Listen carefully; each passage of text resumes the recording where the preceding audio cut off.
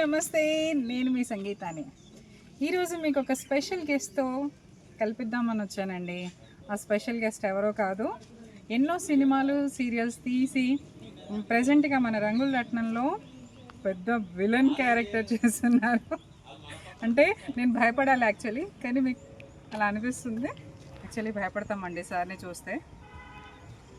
పదండి పరిచయం చేస్తాను.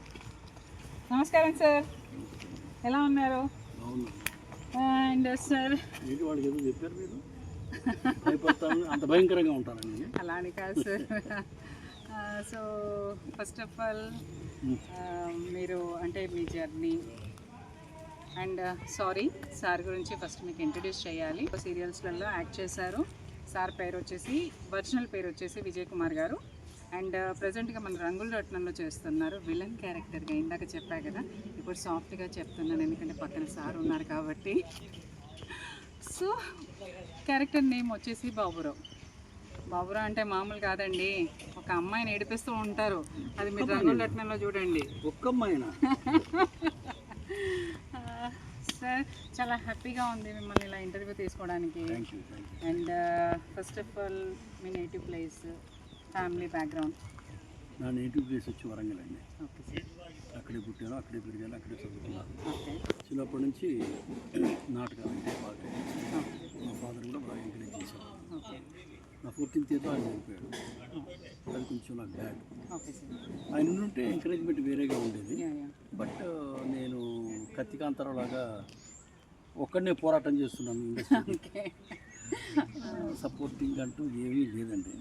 నా టాలెంట్ని నేను నమ్ముకున్నాను. బట్ ఎంత ప్రయత్నం చేసినా ఎక్కడ బికాస్ ఆఫ్ తెలంగాణ. నేను తెలంగాణ వాడిని కాబట్టి నేను తెలంగాణ ఆఫ్ కోర్స్. కానీ ఇండస్ట్రీ యొక్క లక్షణం చెప్తున్నాను. ముందు నుంచి మొత్తం మా ఆంధ్ర సోదరులు మొదటి నుంచి ఇండస్ట్రీలో ఉన్నారు. వాళ్ళదే డామినేషన్ వాళ్ళే కాబట్టి అలా ఉండేది. కాకపోతే ఇక్కడ ఏంటంటే మన భాష తెలంగాణ వాళ్ళకి సరిగ్గా భాష రాదని ఇలాంటి అపోహలు ఉన్నాయి. ఆ అపోహల ద్వారా నాకు ఎప్పుడు ఎక్కడ క్యారెక్టర్ దొరకలేదు. ఎంత ప్రయత్నం చేసినా నాటకాలు మాత్రం నేను సినిమాలో హీరోగా చేసిన తర్వాత కూడా 7,000 నాటకాలు ప్రదర్శించాను. 7,000. ఆ పరిస్థితులలోంచి వరంగల్లోనే ఒక సినిమా తీస్తున్నారు అంటే వాళ్ళ దగ్గరికి వెళ్తే హీరోగా సెలెక్ట్ చేసుకున్నారు. దాంట్లో నేను సరిత హీరోయిన్లో అండి. సరిత అంటే మరో చరిత్ర. ఆవిడకి నాకు ఫస్ట్ పిక్చర్ అదే. ఆ తర్వాతే ఆవిడ మరో చరిత్రలో యాక్ట్ చేసింది. సరే ఆ జర్నీ తెలిసింది. నేను అలా హీరోగా యాక్ట్ చేయడం పొరపాటు ఏమో అనిపించింది తర్వాత. ఎందుకంటే ఎక్కడికి వెళ్ళినా ఏ ప్రొడ్యూసర్ దగ్గరికి వెళ్ళినా కూడా సపోర్టింగ్ విషయం ఏమన్నా ఇచ్చేవాళ్ళు. హీరోగానే ఉండాలి అంటారు. ఇదేలా సార్ అప్పటిదాకా నా సర్వేలెన్స్ ఇలా ఎట్లా ఇస్తూ ఉంటే నలుగురు పరిచయం అవుతారు కదంటే నో హీరోగా సరేలే. కానీ ఏం చేస్తాను, వస్తుంది అవకాశం వస్తుందిలే అని చెప్పి చూస్తూ ఉన్నాను. నా సినిమా డబ్బింగ్ థియేటర్లో డబ్బింగ్ చేసి చెప్పేటప్పుడు చూశాడు ఒక ఆయన. చూసి ఆ వేషం మీదేనా సార్ అని అడిగాడు. అవునండి అని అన్నాను. అప్పుడు అనడం కూడా ఎట్లా ఉంటుంది, ఫస్ట్ పిక్చర్ హీరో దీంట్లో కూర్చొని ఏమంటే ఆ సినిమా మీరేనా హీరో అని అంటే ఎస్ అన్నాను. హీరో యాటిట్యూడ్ వచ్చేస్తుంది అన్నాను. చూసాడు, వెళ్ళిపోయాడు. ఒక సంవత్సరం తర్వాత హైదరాబాద్ నుంచి కబుర్ వచ్చింది. నేను అప్పుడు వరంగల్లో ఉండేవాడిని. ఎవరో పిలుస్తున్నారు. ఎవరు నన్ను ఎందుకు పిలుస్తారు, ఏం నా నెంబర్ వాడికి ఎట్లా తెలుసు అని చెప్పాను. అనుకున్నాను. సరే రమ్మంటున్నాను కదా వెళ్ళాలి అని వెళ్ళాను. లోపల రండి కూర్చోండి అని అన్నాను. ఆయనకి ఎదురు వెళ్ళి కూర్చున్నాను. మీరు బతికిస్తాను లేదు, హీరోగా యాక్ట్ చేశారు కదా. అవునండి. అప్పుడు డబ్బింగ్ చెప్పేటప్పుడు ఒకతను మీ పక్కన కూర్చొని మీరేనా హీరోగా వేసింది అని అడిగాడు, గుర్తుందా? మీరు ఎస్ అన్నారు. అది నేనే అన్నాడు. మనకు విషయం రాదు, అయిపోయింది, ఫోర్స్ కొట్టాం కదా అప్పుడు. ఇంకా మనకు వేషం ఎందుకు ఇస్తాడు, ఇవ్వండి అనుకొని అనుకుంటున్నాను మనసులో. ఆయన ఇంకా వీడు మనకి ఎందుకు వేషం ఇస్తాడు అనుకుంటున్నారు కదా మీరు అన్నారు. సార్ ఇట్లా చెప్తున్నారు, చదివినట్టు ఉంది ఏంటి అంటే, లేదులేండి ఎవరికైనా యాటిట్యూడ్ అట్లాగే ఉంటుంది, అది తప్పేం కాదు. అది కానీ ఒక హై పోస్ట్ ఉన్నప్పుడు హీరో కంటే కూడా విలన్ గా బాగుంటారు మీరు. విలన్ హీరో నుంచి విలన్ అంటే ఎట్లా సార్, నెక్స్ట్ సినిమానే విలన్ అయితే చాలా కష్టం కదా నాకు, అందుకని ఇబ్బంది అవుతుంది. కాదు మీకు ఎందుకు, మీరు విలన్ అని చెప్పి దాంట్లో ఈశ్వరరావు హీరో, పల్లవి హీరోయిన్, ఓకే నేను విలన్. Okay sir. దాంట్లో ఒక 5 రేపులు ఉంటాయి, ఓకే రేప్ చేసి. ఓకే అక్కినే నాగేశ్వరరావు గారు వచ్చారు, చూశాడు, ఇంట్రడ్యూస్ చేశాడు. విలన్ అండి దీంట్లో అంటే అప్పుడు హీరోలాగా ఉన్నాడు కదరా, వాడి విలన్ ఎందుకు చేసామన్నాడు ఆయన. లేదండి పెర్ఫార్మెన్స్ అట్లా ఉంటుంది. ఓకే సరే బాగా చేయని ఆయన వెళ్ళిపోయాడు. చేసాం. ఆ సినిమా రిలీజ్ చాలా లేట్గా రిలీజ్ అయింది. ఓకే అప్పుడు నా ఫస్ట్ 2 సినిమాలు కూడా బ్లాక్ అండ్ వైట్ సినిమాలు. ఓకే థర్డ్ పిక్చర్ వచ్చి ఇవి చేసేలోపు డిపార్ట్మెంట్లో జాబ్ వచ్చింది నాకు, ఇంటెలిజెన్స్ డిపార్ట్మెంట్, ఓకే పోలీస్ డిపార్ట్మెంట్లో జాబ్ వచ్చింది. దాంట్లో జాబ్ చేస్తాను. అక్కడ జాబ్ ఏంటంటే గమ్మత్తని విచిత్రం ఏంటంటే పోలీస్ డ్రెస్ వేసుకొని, నేను పోలీసు వృత్తి కాదు.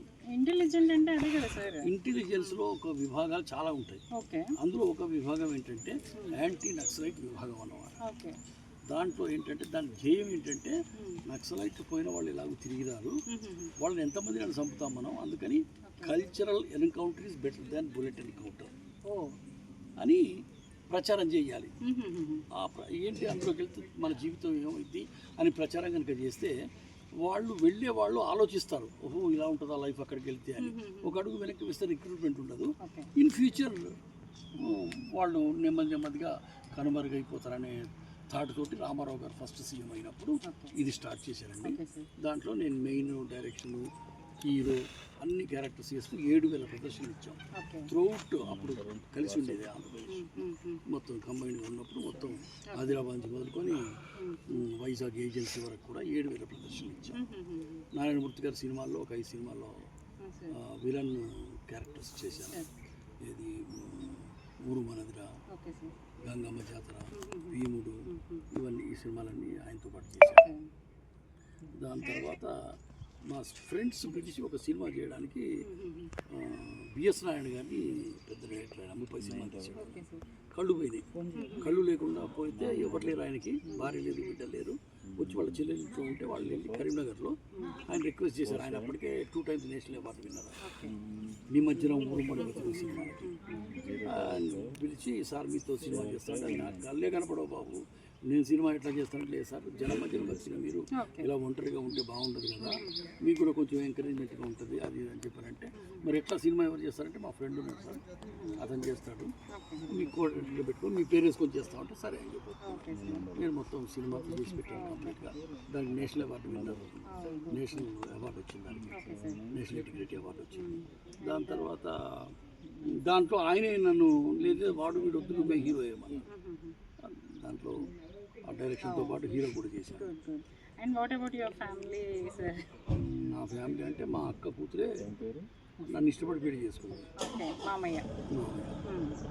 కానీ తెలంగాణలో అలా చేసుకోరేమో కదా సార్, అంటే అటు ఆంధ్ర సైడ్ అయితే ఇక్కడ కూడా అట్లా ఓకే ఓకే. ఇదా అమ్మాయి నన్ను చేసుకుంటాను పట్టుబట్టి కూర్చుంది. ఓకే ఓకే సరే ఓకే అని చెప్పి చేసుకున్నాం. ఒకటి ఒక అమ్మాయి, okay, now she is in Australia, తను అక్కడ జాబ్ చేస్తుంది. మొన్న ఈ మధ్య రీసెంట్గా 1.5 years బ్యాక్ మ్యారేజ్ చేసాం. 2 అల్లుడు అమ్మాయి, 2 అక్కడ. అండ్ ఇంకో చిన్న క్వశ్చన్ సార్, ఈ ఇండస్ట్రీకి రాకపోతే మీరు ఏం చేసేవారు? లైక్ బిజినెస్ అయినా, ఇంకా ఇంటెలిజెంట్ జాబ్ కాకుండా ఇంకా వేరేది ఏదైనా కూడా ఏం చేసేవాడిని, వేరేది ఏమి దేని మీదకి మనసు వెళ్ళదు, ఏమీ చేయలేము. పోలీస్ డిపార్ట్మెంట్లో జాబ్ చేసినా నాటకం వేయడమే, రోజు రంగు పూసుకోవడమే.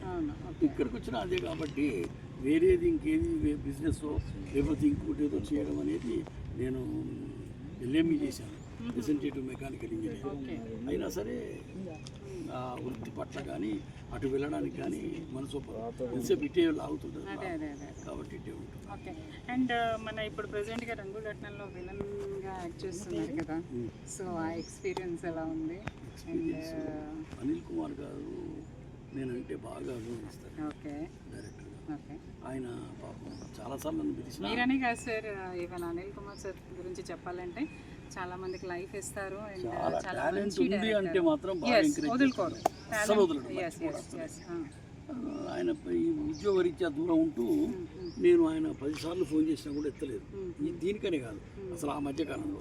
ఎందుకంటే నేను ఎప్పుడు ఏ ఊర్లో ఉంటానో నాకే తెలియదు. ఇక్కడ ఒప్పుకొని రాకపోతే అరే వీడు టైంకి రాడయ్యా, ఎందుకు వచ్చింది గొడవ అని, బ్యాడ్ నేమ్ వస్తే లేనిపోని గొడవ అని నేను ఫోన్ ఎత్తితే ఆయనతో మాట్లాడితే ఒప్పుకోవాలి క్యారెక్టర్. ఒప్పుకోకుండా ఉండలేను ఆయన చూసి. ఓకే అందుకని చెప్పి ఫోన్ ఎత్తలేదు. సరే ఒకసారి ఒక కో డైరెక్టర్ తీసుకొచ్చి ఓకే మళ్ళీ ఏదో చిన్నగా సార్తో పరిచయం అనేటైతే రా అంటే భయపడుతూనే వచ్చాను.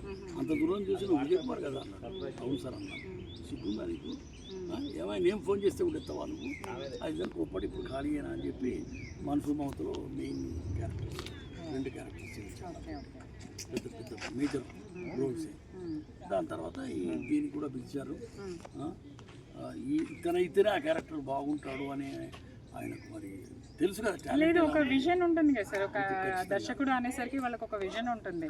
అంటే ఎవరికి ఎలాంటి క్యారెక్టర్ ఇస్తే సూట్ అవుతారు అని చెప్పి విజయ్ కుమారే కావాలి నాకు అని ఖచ్చితంగా పట్టుబట్టి. సో మళ్ళీతో వర్క్ చేయడానికి ఏం సార్ అమ్మాయిని అలా సతాయిస్తున్నారు? సతాయించడం ఏం లేదమ్మా, క్యారెక్టర్ డిమాండ్ చేసినప్పుడు చేయాలి కదా, తప్పదు. చెప్పాను ఆ అమ్మాయి కూడా, మనం నా కూతురు లాంటి వయసు ఇది, ఏం కంగారు పడకు, ఏ ఇబ్బంది పెట్టాను నేను అని చెప్పి పాప అమ్మాయి కూడా బాగా కోపడింది. అండ్ సార్ని చూస్తే, అంటే సార్ గెటప్ చూస్తే మీ అందరికి ఏం గుర్తుకొస్తుందో ప్లీజ్ నాకు కామెంట్ రూపంలో చెప్పండి. అంటే ఇలాగే ఓల్డ్ స్టైల్లో ఒక యాక్టర్ గారు ఉన్నారండి. సో ఒకసారి వాళ్ళ పేరేంటి అనేది నాకు మెన్షన్ చేయండి please. Thank you so much and thank you so much sir. పిలవంగానే వచ్చి నేను అడిగిన క్వశ్చన్స్కి ఆన్సర్ చేస్తూ థ్యాంక్ యూ సో మచ్. మొత్తం మీద సార్ మనసు మమత టీముతో చేసినా లేకపోతే ఈ టీంతో చేసిన దానికి ఒక కుటుంబంతో చేసినట్టు ఉంటుందండి. ఇక్కడ అనిల్ కుమార్ సార్ దగ్గర చేస్తే మాత్రం మిగతా స్టాఫ్ కానీ, మిగతా ఆర్టిస్టులు కానీ, మిగతా టెక్నీషియన్స్ కానీ అందరూ ఒక ఫ్యామిలీ టైప్ ఎఫెక్షన్ ఉంటుంది. ఇక్కడ షూటింగ్ అయిపోయింది, ఇంకా కంప్లీట్ అయిపోయింది అంటే బాగా అనిపిస్తుంది. బాగా అయ్యో ఇంత మంచి షూటింగ్ మంచి అయిపోయిందా అప్పుడే అనిపిస్తుంది. మనసు మమత కూడా అట్లాగే వెళ్ళడానికి అందరూ ఏడుస్తారు, అయ్యో విడిపోతున్నావా మనం. మిగతా యూనిట్లో ఆ ఎఫెక్షన్ జర్నీ ట్రైన్ ఎక్కడ స్టాప్ వచ్చేస్తే అక్కడ కంపల్సరీ మనం దిగిపోవాల్సిందే కదా సార్. ఈవెన్ లైఫ్ అయినా ఏదైనా అంతేనండి. కానీ కాకపోతే ఆ ఎఫెక్షన్ ఎలా ఉంటుంది, ఇక్కడ అనుభవించిన ఎఫెక్షన్ వేరే షూట్లో అనిపించదు, నేను అనుభవించింది. లేదు మీరే కాదు, మేము కూడా ఎన్ని సంవత్సరాల నుంచి ఇక్కడ వర్క్ చేయడానికి రీజన్ అదే. వేరే షూట్లో కొంచెం ఫ్యామిలీ అట్మాస్ఫియర్ తక్కువ ఉంటుంది, ఇక్కడ మన దగ్గర ఫ్యామిలీ అట్మాస్ఫియర్ ఎక్కువ ఉంటుంది, అంతే డిఫరెన్స్. మీ ఛానల్ ద్వారా సార్ నేను మన దర్శకులు అనిల్ కుమార్ గారికి, అలాగే మన ప్రొడక్షన్ వారికి, కృష్ణ గారికి కృతజ్ఞతలు. అండ్ మెయిన్ మన ప్రొడ్యూసర్ గారు ఉన్నారు సార్, శ్యాంప్రసాద్ సార్. అది శ్యాంప్రసాద్ గారికి చెప్పాను, ప్రొడ్యూసర్ గారు అని చెప్పారు. అంటే ఇంతమంది మేము బతకడానికి one of the reason Shyamprasad sir producer కాబట్టి. సో ఆయన ఇంత పెద్ద సామ్రాజ్యం అది మామూలుగా అది ఇంత మెయింటైన్ చేయడం, అటు అక్కడ ఏంటిది జబర్దస్త్ అని అదని ఇదని ఇన్ని ప్రొడక్షన్స్ చేయడం అంటే సామాన్యమైన విషయం కాదు.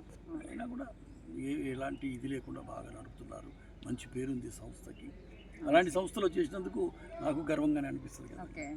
అంటే మా అందరితో కలిసి ఎలా అదే చెప్తున్నాను కదా, నేను మటుకు ఎక్కువ టార్చర్ పెడుతూ ఉంటా కదా సార్. ఏం టార్చర్, మీకు టార్చర్ పెట్టారండి,